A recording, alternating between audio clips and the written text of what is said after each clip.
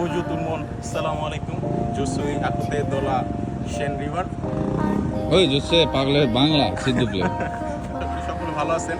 তো আমি এখন আছি প্যারিসের সেন নদীর পাশে।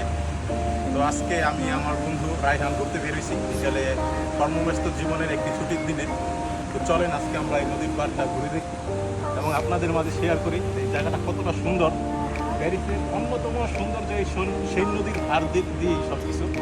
আপনি রাইফেল টাওয়ার, লুভ মিউজিয়াম থেকে শুরু করে প্যারিসের সমস্ত আকর্ষণীয় স্পটগুলো সব এই সেন নদীর পাশেই। দেখেন এদিকে একটু দেখাও, তুমি নদীটা দেখাও রাইহান।